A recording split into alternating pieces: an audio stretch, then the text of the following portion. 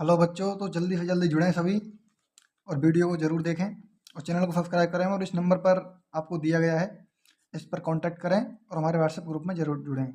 ठीक है, तो आज हम पेपर हल करने वाले हैं क्लास 10th हिंदी का, जो अभी अभी हुआ है। ठीक है, इसका हल करने वाले हैं। तो इसमें पहला क्वेश्चन है, वो आपको दिया गया है। ऐसे शब्द जिनमें स्वरूप में लिंग, वचन, काल आदि के प्रभाव का कोई प्रभाव नहीं पड़ता, उन्हें बोलते हैं अव्यय। ठीक है, ये हमारा पहला आ सही हो जाएगा, बा सही हो जाएगा इसमें। सेकंड क्वेश्चन है, निम्नलिखित में से समाचार शब्द में उपसर्ग क्या है? उपसर्ग जो शब्द के शुरू में जोड़ते हैं, तो यहाँ पर आ सही है, सम। ठीक है, सेकंड क्वेश्चन है, मनु भंडारी का जन्म कहाँ हुआ था? थर्ड क्वेश्चन है ये हमारा, यह भानपुरा में हुआ था इसका इनका जन्म। ठीक है, अकेले सफर में वक्त काटने के लिए नवाब साहब ने क्या खरीदे थे? तो इसमें आ सही है, खीरे खरीदे थे। ठीक है बच्चों, यह नेताजी की मूर्ति किसकी बनी थी? ये संगमरमर की मूर्ति बनी थी, आपको पता होगा। ठीक है, गोपियों ने हरियल की लकड़ी किसे कहा है? हरियल की लकड़ी किसे कहा है? कृष्ण जी को कहा है। ये कृष्ण जी के लिए शब्द उपयोग में किया गया था। ठीक है, ये आपको पता ही होगा। अब ये है हमारा क्वेश्चन नंबर अगला। क्वेश्चन नंबर है हमारा 7वां। दंतुरित मुस्कान की मोहकता कब और बढ़ जाती है? जब उसके साथ नजरों और नजर नज़ारों और बड़कपन जुड़ जाता है। इसका क्वेश्चन का द आंसर सही है। ठीक है, मुख्य गायक का स्वर कैसा है? चट्टानी जैसा भारी था। इसका आंसर आ हो जाएगा। बाबूजी आटे की गोलियां बनाकर कहाँ ले जाते थे? मछलियों को खिलाने के लिए गंगा किनारे ले जाते थे। ठीक है, इसका आंसर सा सही है। चोट लगने पर भोला राम के घावों पर मैया ने क्या लगाया था? तो इसमें पिसी हुई हल्दी लगाई थी। ठीक है, इसका आंसर दा सही है। फाना फाना हाथ जोड़ी पाठ के आधार पाठ में भारतीय किस राज्य का वर्णन किया गया है? तो इसमें सिक्किम राज्य की यात्रा का वर्णन किया गया है। ठीक है, आपको पता ही होगा। अज्ञे और हरिओम साहब पर कविता लिखी थी जापान में। कहाँ पर? जापान में। इसका सही आंसर है। ठीक है, आप सभी हमारे चैनल को सब्सक्राइब करें और लाइक करें प्लीज़। हम आपके लिए अच्छी अच्छी वीडियो ला रहे हैं। हमने आपके लिए कल इंपॉर्टेंट क्वेश्चन की वीडियो लाई थी, अब हम आपके लिए अगले पेपर की इंपॉर्टेंट क्वेश्चन की वीडियो लेके आ रहे हैं। ठीक है, आपको जरूर देखें। और हमने आपको जो क्वेश्चन बताए थे उनमें से बहुत से क्वेश्चन इस पेपर में फंसे हुए हैं। अब हमारा क्वेश्चन नंबर सेकंड है, रिक्त स्थान। तो पहले में हमारा 6 आ जाएगा, सेकंड में हमारा गुण है।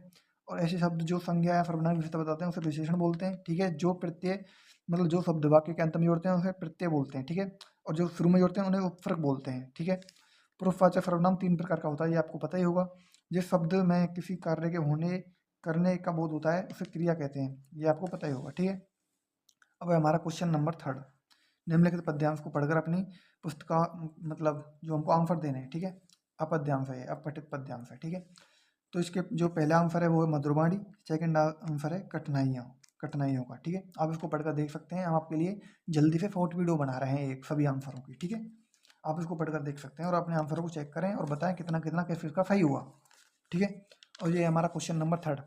क्वेश्चन नंबर थर्ड में आ सही है और इसका शीर्षक है वो है वाणी का महत्व या फिर वाणी का प्रभाव। ठीक है, और ये 5वां क्वेश्चन है, मीठी वाणी के संबंध से क्या प्रभाव पड़ता है? मीठी वाणी से संबंधों पर क्या प्रभाव पड़ता है? तो हमारे संबंध सकारात्मक होते हैं, घनिष्ठ हो जाते हैं। ठीक है, अच्छे होते हैं।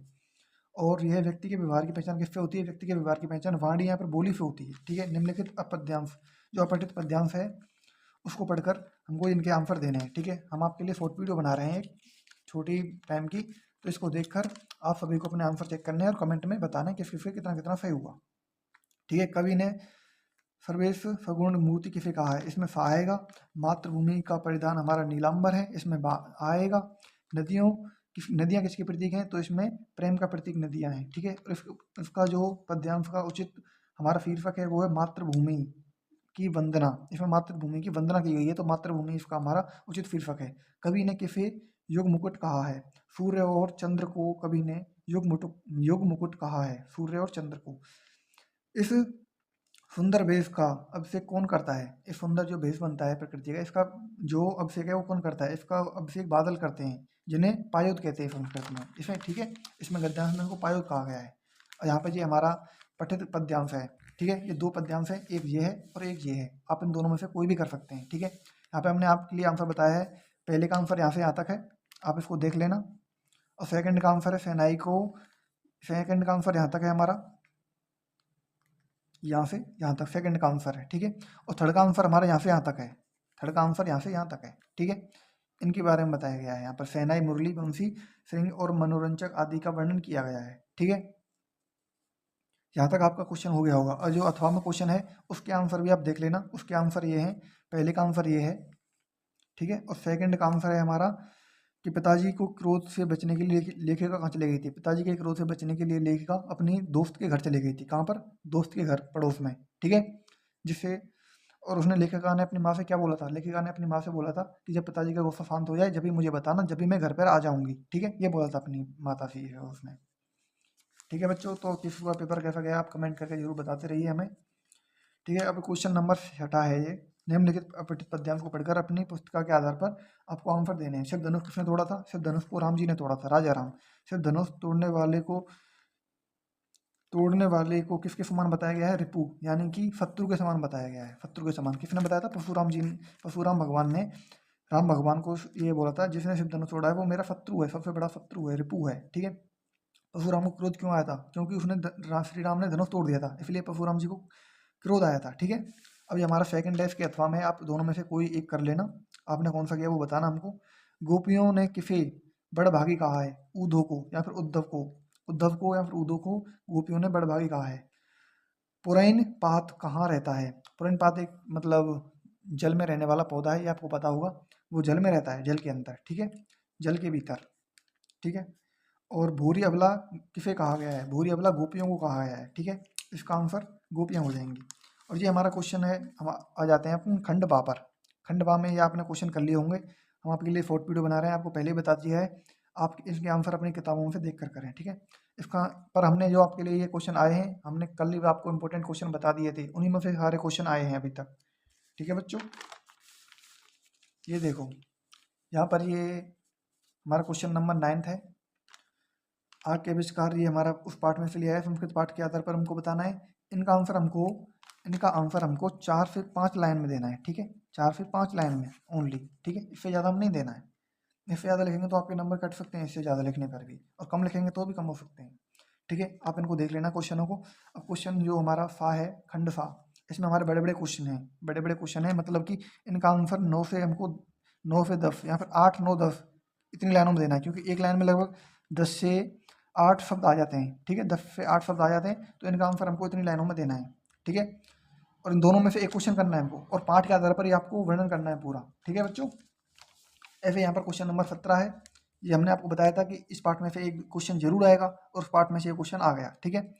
आप इन दोनों में से आपको एक करना था, और ये क्वेश्चन नंबर 18 है, इन दोनों में से भी आपको एक करना था। इसी प्रकार क्वेश्चन नंबर 19 में आपको एक के व्यक्तित्व का परिचय देना है, दोनों में से आपने किया होगा कोई सा। हमने कल आपको रात को बताया था कि सूरदास वाला जरूर याद करके जाना। सूरदास और तुलसीदास हमने 2 महत्वपूर्ण बताए थे आपके लिए, इसमें भी सूरदास वाला आ गया है यहाँ पर, ठीक है बच्चों। और हमारा क्वेश्चन नंबर जो 20 है, इसमें हमको निबंध लिखना था, एक निबंध लिखना था। निबंध में हमारे लिए 3 टॉपिक दिए गए हैं, 3 टॉपिक दिए गए हैं। आतंकवाद है पहला, दूसरा है मेक इन इंडिया, और तीसरा है हमारा विद्यार्थी जीवन और अनुशासन। आपने इसमें से किस पर लिखा था निबंध, वो हमको बताएं। और आपको लगभग ज़्यादा नहीं तो 1.5 2 पन्ने के लगभग आपको निबंध लिखना था, 2 पेज में आपको निबंध लिखना था। आपने कितना लिखा, कितना किया, आपको जरूर हमको कमेंट करके बताएं सभी बच्चे, ठीक है बच्चों। अब हमारा क्वेश्चन नंबर जो है 21 है। इसमें छोटी बहन को एक पत्र लिखना है आपको, ठीक है। प्रतियोगिता में प्रथम स्थान प्राप्त करने के लिए बधाई पत्र लिखना है अपनी छोटी बहन को, ठीक है। इसको किया होगा आपने, या फिर इसको किया होगा, मतलब स्वयं को राजकीय उच्च माध्यमिक विद्यालय राजगढ़ का छात्र हितेश मानते हुए अपने विद्यालय के प्रधानाचार्य को शुल्क मुक्ति हेतु प्रार्थना पत्र लिखना है आपको, ठीक है। इन दोनों में से आपको एक करना था। तो और हाँ, इसमें जो नाम दिया गया है आपको वही नाम लिखना है, वही नाम यूज करना है उसके अंदर, ठीक है। तो यहाँ पर ये हमारा पेपर हो गया है। पेपर बहुत सरल था। आप सभी हमको बताएं कैसा गया आपका पेपर, और हमारे व्हाट्सएप ग्रुप के चैनल पर जरूर जुड़ें, ठीक है। हम आपके लिए सभी इंपॉर्टेंट क्वेश्चन बताएंगे वहाँ पर, और आप हमको कभी भी कांटेक्ट कर सकते हैं, और कोई भी क्वेश्चन कभी भी पूछ सकते हैं, ठीक है बच्चों। थैंक यू, धन्यवाद। प्लीज़ सब्सक्राइब करें, और आपको फ़ोन नंबर और दिया गया है यहाँ पर, फ़ोन नंबर, इस पर कॉन्टैक्ट करें।